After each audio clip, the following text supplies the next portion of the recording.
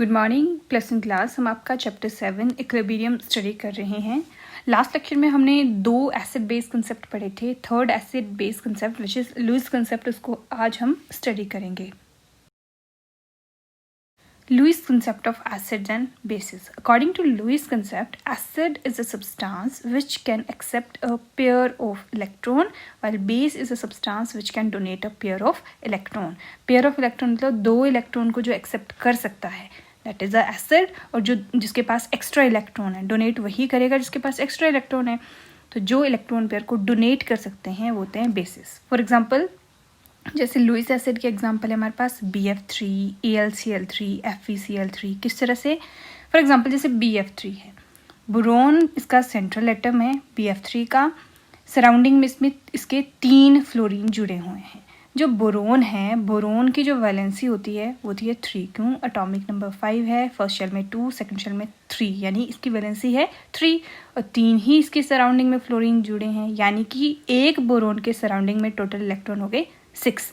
But stable होने के लिए इसके पास होने चाहिए 8 इलेक्ट्रॉन। तो 2 इलेक्ट्रॉन की इसके पास कमी है, तो ये 2 इलेक्ट्रॉन किसी से एक्सेप्ट कर सकता है, यानी अ पेयर ऑफ इलेक्ट्रॉन ये एक्सेप्ट कर सकता है। तो ये कैसे बिहेव करेगा? As Lewis acid.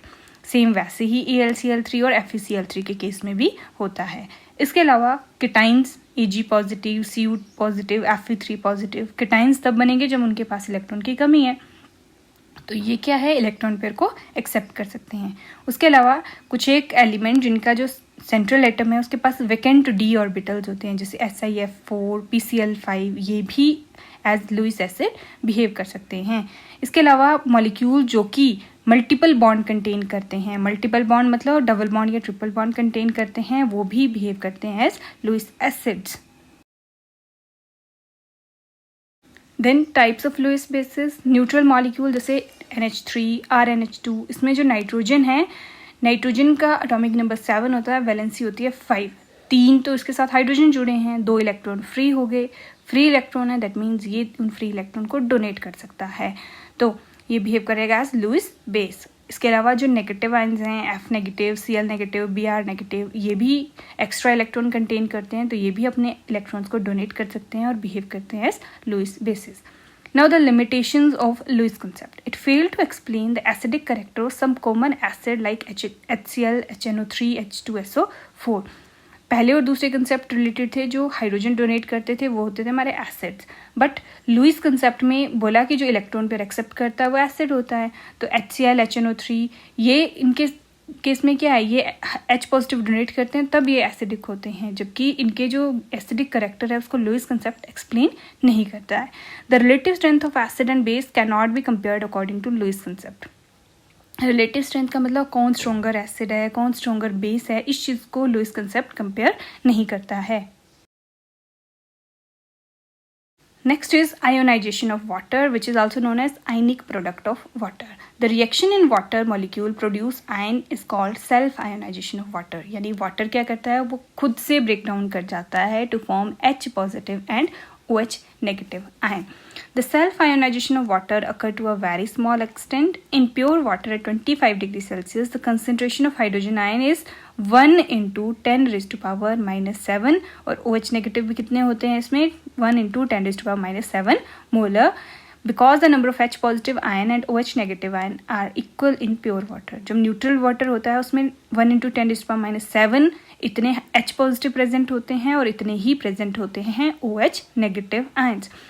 Any aqueous solution in which H positive and OH negative are equal is a neutral solution. अब क्योंकि 25 डिग्री सेल्सियस में वाटर न्यूट्रल मॉलिक्यूल होता है, उसके पास इतने हमारे पास H पॉजिटिव और OH नेगेटिव आयंस होते हैं, इसका मतलब जिस भी सब्सटेंस के पास, जिस भी सॉल्यूशन के पास इतने H पॉजिटिव और OH नेगेटिव आयन हमारे पास प्रेजेंट होंगे उसको बोलते हैं neutral solution. For an aqueous solution, the product of H positive concentration and OH negative concentration is equal to 1 into 10 raised to power minus 14. और दोनों का प्रोडक्ट कितने के इक्वल होगा? Always 1 into 10 raised to power minus 14 के equal होगा।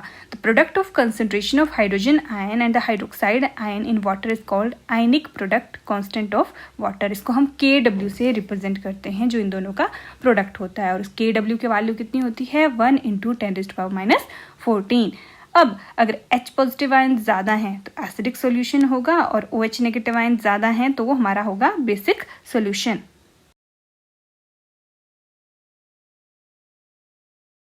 Next is pH scale for expressing H3O positive ion concentration. Square bracket हमारा concentration को रिप्रेजेंट करता है। pH of a solution is defined as negative logarithm of its hydronium ion concentration. pH क्या होता है? Equal to minus log of H positive ion concentration. जैसे pure water है, pure water में H पॉजिटिव कितना होता है? 1 इंटू 10⁻⁷ तो उसकी pH कितनी होगी? 7 के इक्वल। कैसे फाइंड करेंगे? pH is equal to minus log of 1 into 10⁻⁷ लिखा, log 1 मल्टीप्लाई बाय log से क्या किया, दोनों को हमने ब्रैकेट के अंदर मल्टीप्लाई कर दिया, log 1 multiply by log 10⁻⁷। log 1 की वैल्यू ऑलवेज होती है 0 और log 10⁻⁷ का मतलब हुआ -7 आ गया आगे, और मल्टीप्लाई log में मल्टीप्लाई का मतलब प्लस होता है, तो प्लस log 10 की वैल्यू होती है 0, तो ये रह गया हमारे पास minus into -7 which is equal to 7। इसका मतलब pH वैल्यू कितनी आ गई? 7। If the H positive ion concentration of a solution is greater than 1 into 10⁻⁷ तो pH होगी लेस देन 7, यानी वो होगा एसिडिक। अगर लेस देन आए वैल्यू 1 इंटू 10⁻⁷ मोलर से तो pH आएगी उसकी 7 से ज़्यादा, यानी कि सॉल्यूशन होगा बेसिक। KW यानी कि आयनिक प्रोडक्ट जो होता है that is equal to pH plus POH। pH होगा जब एसिड की बात है और POH होगा जब बेस की बात आएगी।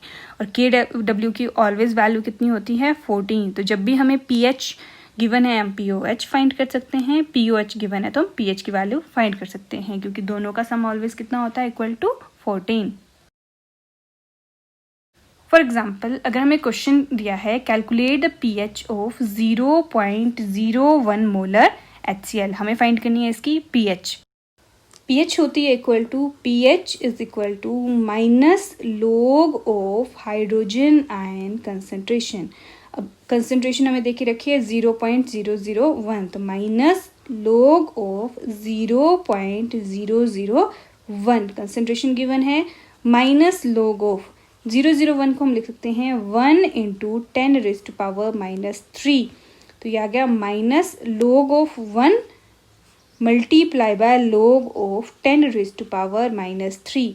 log 1 की वैल्यू होगी 0, यहाँ पे log में मल्टीप्लाई का मतलब होता है प्लस, तो माइनस log ऑफ 10⁻⁻3 को हम लिख सकते हैं इस तरह से माइनस 3 log 10, तो ये रह गया log 10 की वैल्यू 1 आ गई, तो ये माइनस इंटू -3 कितना रह गया? +3, यानी pH कितनी आई? 0.001 मोलर HCl की, या इक्वल टू +3।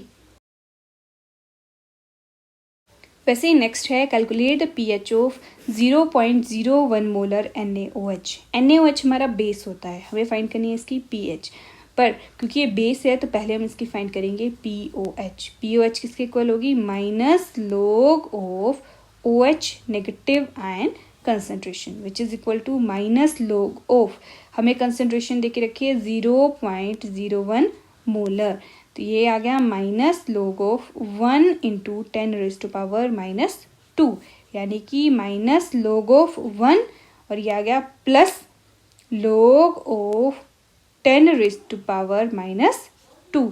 जब log 1 की वैल्यू 0 पुट कर दी, ये रह गया -2 log 10, क्योंकि log में जो पावर होती है वो फ्रंट पे आ जाती है ऑलवेज, तो वैल्यू रहेगी 2, क्योंकि log 10 की वैल्यू कितनी होती है? 1।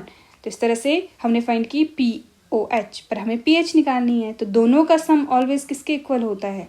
वो होता है इक्वल टू 14, तो pH आ जाएगी इक्वल टू 14 माइनस POH निकाला 2, तो pH वैल्यू कितनी होगी इसकी? Equal to 12। तो इस तरह से हम एसिड या बेस किसी की भी pH वैल्यू फाइंड कर सकते हैं।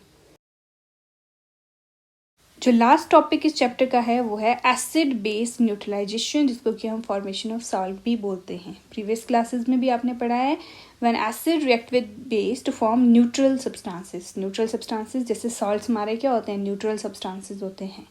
And water the reactions are known as neutralisation reaction. Acid ने रिएक्ट किया with base to form salt, जो कि एक न्यूट्रल सब्सटेंस है, प्लस साथ में बनाया water. This type of reactions are called acid base neutralisation reactions. That's all for today. इसके साथ आपका चैप्टर 7 खत्म होता है। बाकी नेक्स्ट तो नेक्स्ट जो चैप्टर है उसको हम नेक्स्ट क्लास में स्टार्ट करेंगे.